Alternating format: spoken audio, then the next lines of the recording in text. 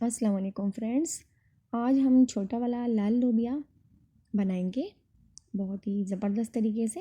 تو سب سے پہلے ہم اسے بھگو دیں گے تقریباً 2 گھنٹے کے لیے، اور اس کے بعد پانی کو اچھی طرح سے ابالنا ہے ہم نے، اور اس کے بعد اس میں نمک شامل کریں گے۔ گرم پانی میں ہم اسے شامل کریں گے اور سارا لوبیا اس میں ایڈ کریں گے۔ اچھا، 2 کپ کے قریب جو ہے میرے پاس، یعنی 2 گلاس میرے پاس لوبیا تھا، تو 10 گلاس میں اس میں پانی ایڈ کروں گی، اور پریشر کوکر لگا دیں گے اسے ہم، اور تقریباً 1 گھنٹے کے لیے ہم نے اسے پکانا ہے درمیانی آنچ پہ۔ اور جیسے اس کا ٹائم پورا ہو جائے گا، اس کے بعد ہم اسے تڑکا لگائیں گے۔ تڑکے کا طریقہ آپ دیکھ لیں، کیسی چیزیں ہم نے کیا کیا اس میں ایڈ کرنا ہے، یہ بہت امپورٹنٹ ہے کیونکہ اس میں مسالے بہت زیادہ ایڈ نہیں ہوتے۔ تو اس کے لیے ہم پیاز لیں گے اور اسے اچھی طرح سے بھون لیں گے۔ اچھا، یاد رکھیے گا ہمیشہ پیاز سے ہم نے ذائقہ نکالنا ہے، نہ کہ اس کا کلر۔ تو کلر کا خیال رکھیں۔ دیکھیے جب اس کا کلر اس طرح سے ہو جائے تو لہسن کی 2 جویں اس طرح سے چاپ کیے ہوئے ہم نے وہ ہم اس میں ایڈ کریں گے، اور اسے بھی تھوڑا سا فرائی کر لیں گے۔ اب ہم نے اس کا کلر چینج نہیں کرنا۔ لال لوبیا بہت ساری فوائد کے ساتھ، اس کی بہت ہی زبردست ریسیپی ہے یہ، تو ضرور اسے ٹرائی کریں۔ بچوں کے لیے بہت ہی مفید ہے، بڑوں کے لیے بھی۔ اور اب ہماری پیاز کا کلر تھوڑا سا چینج ہو گیا ہے۔ اب ہم اس میں 3 عدد ٹماٹر اور 2 عدد ہری مرچیں کاٹ کے ایڈ کریں گے۔ ابھی ہم نے اس میں کوئی بھی مسالہ شامل نہیں کیا، اور اس ٹائم پہ ہم اس میں کچھ بھی ایڈ نہیں کریں گے۔ سب سے پہلے ہم ان چیزوں کو اچھی طرح سے پکا لیں گے، اور اس کے بعد ہم اس میں تھوڑا سا مسالہ ایڈ کریں گے، مختصر سی چیزیں ہیں بس۔ تو اسے پہلے ہم نے اچھی طرح سے مکس کر دینا ہے کہ یہ ساری چیزیں اچھی طرح سے میش ہو جائیں۔ اب اس میں لال مرچ کا پاؤڈر ایڈ کریں گے، آدھی چھوٹی والی چمچ اس میں ہلدی ایڈ کریں گے، اور تھوڑی سی ہم اس میں اجوائن ایڈ کریں گے، دیکھیے 2 چٹکی بس۔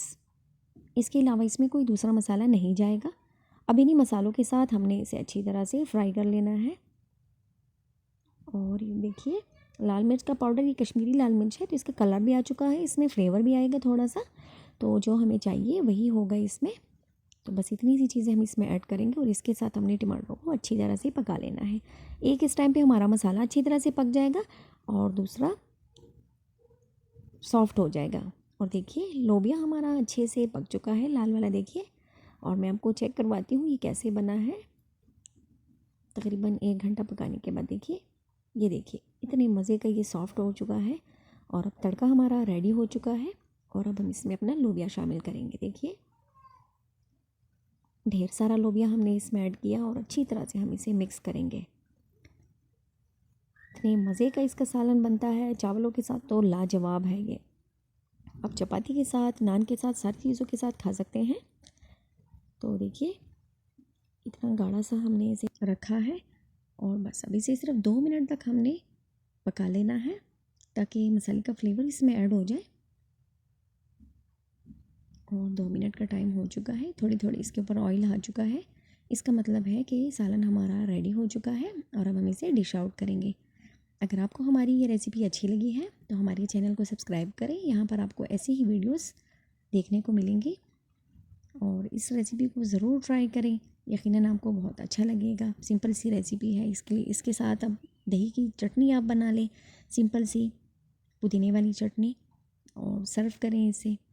بہت ہی مزے کا سالن ہے اس کا، یہ غذائیت سے بھرپور ہے، اور دوسرا سب کے لیے مفید ہے، بچے بڑوں سب کے لیے۔ تو کمنٹ کر کے ہمیں ضرور بتائیے گا کہ ہماری آج کی ریسیپی آپ لوگوں کو کیسی لگی ہے، اپنی رائے کا اظہار کریں، اس سے ہمیں خوشی ہوگی۔ ویڈیو دیکھنے کا بہت شکریہ، اپنا ڈھیر سارا خیال رکھیے، اللہ حافظ۔